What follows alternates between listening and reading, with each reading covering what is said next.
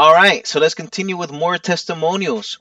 What's your story that broke you over the edge to lose weight? This person says, last summer I was in a friend's pool with a couple of these girls. We were all roughhousing in the water, and I noticed these girls were trying to play roughhouse with my friends and not me. After seeing how uncomfortable the girls got when I tried to initiate them, I just felt so embarrassed. I remember clear as day stumbling into the bathroom and looking at my big gut thinking I wouldn't exactly feel myself up either. I never wanted to be in that situation ever again. It was horrible. I initially plateaued at 10 pounds for a month after that day and I gave up. It wasn't until February that I remembered that the gut wrenching feeling of being repulsive that got me to go full force. I've dropped from 233 to 203 and I can fit a large t-shirt again. I can probably say it's safe to believe I might even be at my goal weight of 180 by July. 4 months from 232 to 180. That's a goal. From 203 to 180. Now that is still a goal. Hell yeah. 23 pounds. And he's already lost what? 29 pounds. Wow. Shit, man. So if you're giving up, if you started and you gave up in the past, there is something called that gut wrenching feeling of being repulsive. How many times do you walk in the mirror, taking off all your clothes, about to head in the shower and look at yourself and just say, damn, damn, damn? And then that repulsive feeling of being like, man, no one wants me. Who the hell would want this? Listen, stop feeling like that. Stop talking to yourself like that. Okay? And fucking exercise. Do something. Don't just feel repulsive. Hold on to that feeling of being repulsive to human, male or female, whoever you're into. When they look at you and they, hold on to that feeling. Let it be your drive to work out, to be like, man, I don't want to be seen that way again. Damn, I can't wait to fucking lose these next 5 pounds. Reach this goal. I need to not feel that way ever again. That's how you push yourself. So let's read on some more people. This person says, it was a perfect storm of a few things. I went to the doctor who weighed me and then flagged my medical chart with a small red tag that read obese. I was freaking 23 and already getting little flags for things that made me high risk. After that, they tested my blood.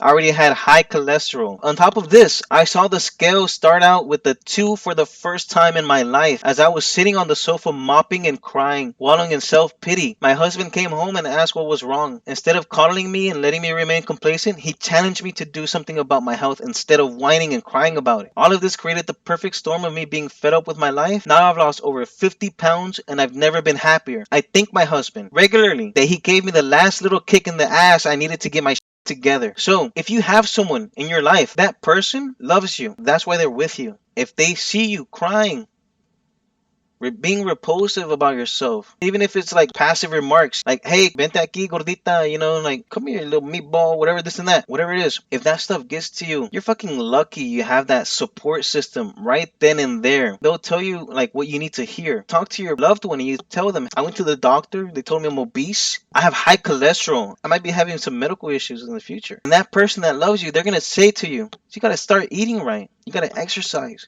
and here's what you gotta do, you gotta listen.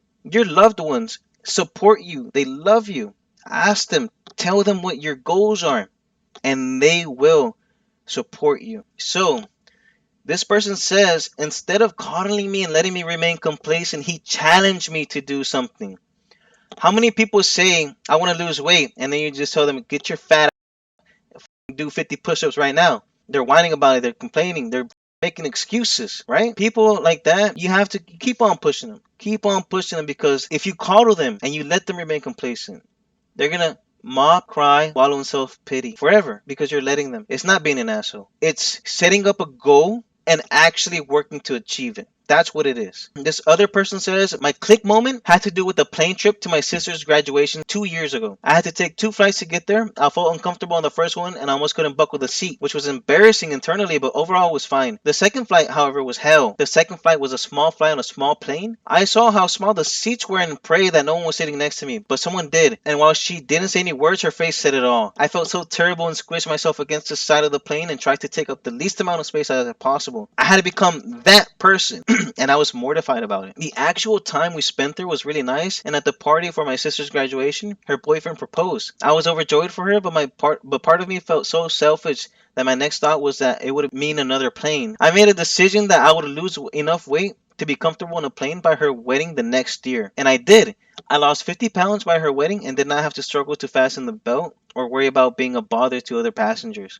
I was really proud of that. There were a lot of moments that should have been click moments that embarrassing were not enough to change. The moment I realized I had trouble tying my shoes. The moment when I realized that it hurt just walking into a store from the parking lot. The moment when I realized my period had stopped because of my weight. I did not know that that was even possible. The moment I realized that I was starting to pay attention to the maximum weight limit on chairs so I wouldn't break them. All of them were reasons that contributed to my decision to make a life change, but none of them separately were enough. There's a lot of moments like these, right? Remember in the beginning how I said hold on to that moment? There's a lot of moments that you can hold on to that can push you in this life. There's a lot of moments like these, I'm sure, in your life, right? So a moment like this for me is, like I said earlier, when I'm about to take a shower, I look at myself in the mirror and I'm like, I've been like this for years. There's something I can change to change me, whether it's the way that I eat, whether it's the exercise. I don't exercise at all. Well, I used to not, and now I do. So looking at those moments, holding on to those moments, remembering, and I know for a fact there's one moment in your life that clicks, whether it's a realization, an epiphany in yourself, something that you didn't know about yourself, something that you didn't know about your friend, something that you didn't know about the person that you admire, you look up to. Something clicks, and that click, it changes you forever. If a moment like that has happened to you, hold on to it, remember it, cherish it, let it drive you. So we're gonna move on to these other people. This person says, my husband died very suddenly and unexpectedly at 38 years old last year. He was in good shape and had a very physical job. I sit at a desk and was about 110 pounds overweight at the time of his death. My kids needed me. I'm all they got. I am down 52 pounds as of today, and I am so motivated to make this change to live a healthy life. I feel like my husband would be so proud of me also. That is a very wholesome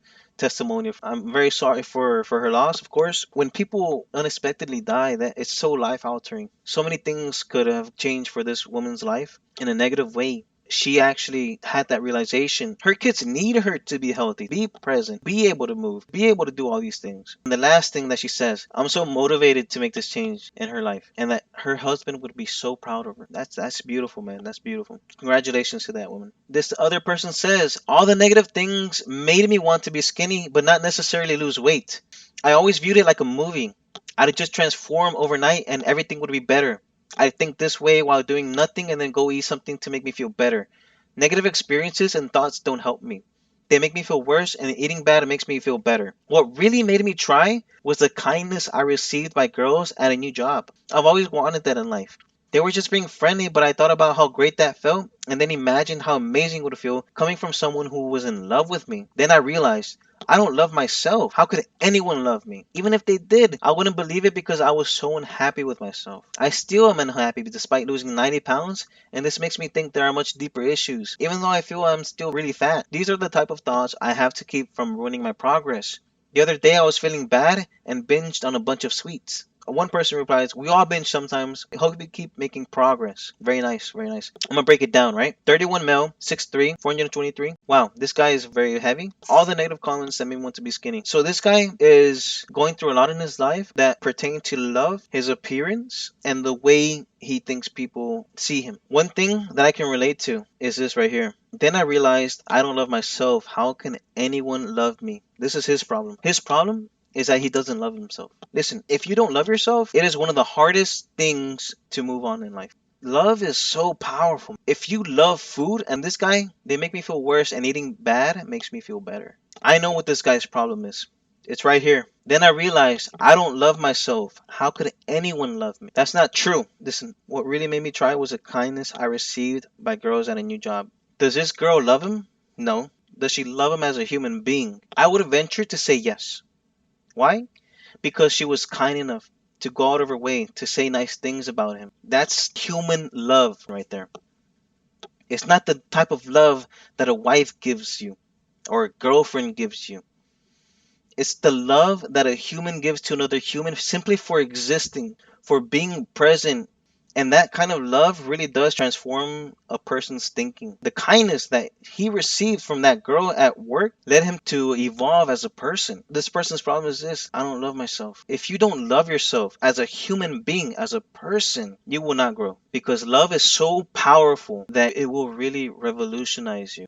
You really shouldn't do anything else. You should learn how to love yourself. This guy is going through a lot of things in his life. He has a weight problem, a love problem. He also has how he takes information and how he digests information properly. God hoping, God willing, he does more progress in his life. That was 3 years ago. So we're going to move on to other testimonials. This person says, I like to hear stories from people who lost the weight and took a long time to do it. 4+ years. The longer the better. I've been on a weight loss journey for quite a while now, going down and back and down again. I seriously started losing weight in November of 2016 at 302 pounds, and I lost 44 pounds so far. I want to get below 220, and after that, just reach a balance where my body finds a weight point that will be maintained by my calorie intake, 15 to 200 calories daily, no matter what it is. I've been struggling on this journey for just shy of 5 years now. I've had periods of great motivation, periods of great self-sabotage, periods of everything in between.